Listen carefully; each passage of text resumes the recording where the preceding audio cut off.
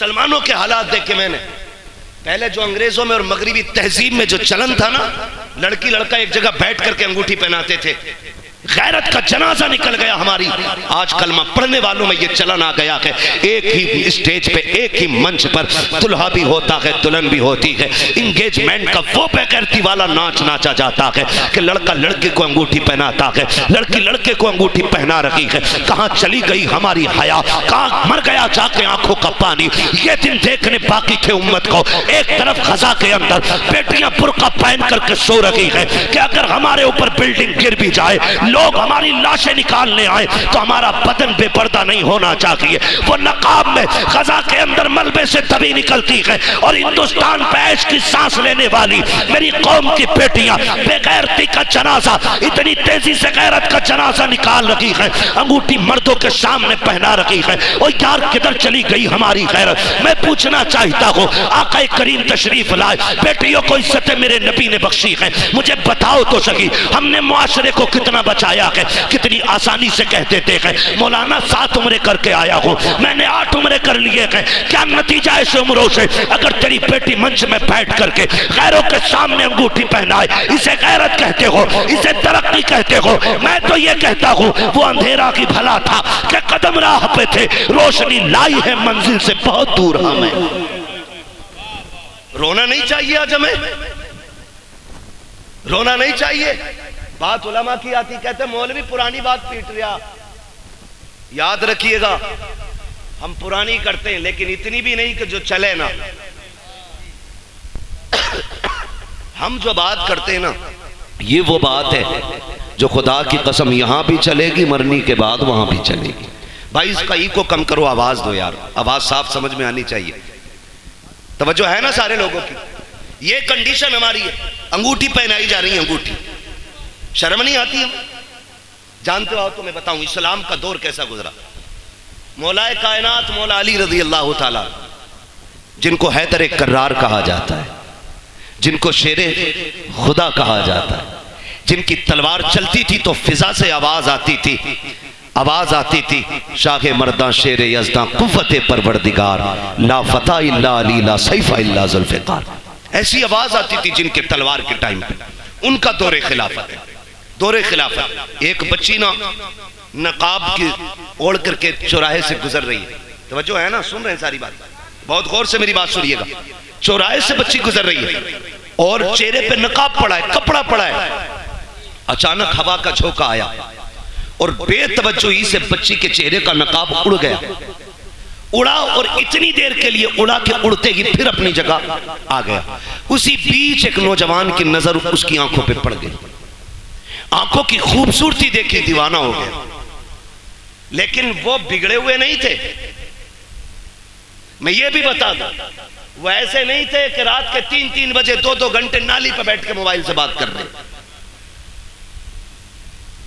اچھا خاصا پڑھا لکھا انسان ہو کے 3 گھنٹے نالی پہ بیٹھ کے مچھر مارتا، 3 گھنٹے، اور پھر کہہ رہے ابا رشتہ تیری مرضی سے نہیں اپنی سے کروں گا۔ کیوں؟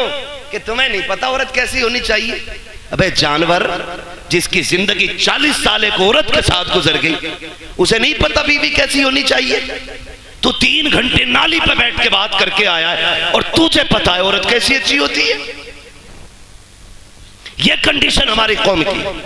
تو چہرے پہ نظر پڑی نا، جیسی نظر پڑی دیکھا تو کچھ اور نہیں، ایک بوڑھی عورت کو بلایا، کہا اماں، کہا ہاں، کہا فلاں جو بچی ہے نا اس کے لیے میری شادی کا پیغام لے جا۔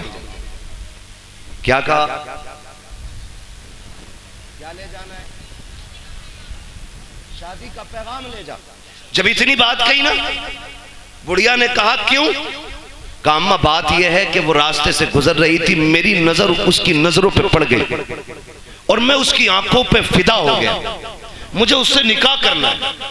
جب وہ بوڑھی پیغام لے کے آئی نا اور بچی سے کہا بیٹی ایک نوجوان ہے، وہ تمہاری آنکھوں پہ فدا ہو گیا ہے، تم سے نکاح کرنا چاہتا ہے۔ بچی نے کہا ماں اس نے میری آنکھیں کہاں دیکھی؟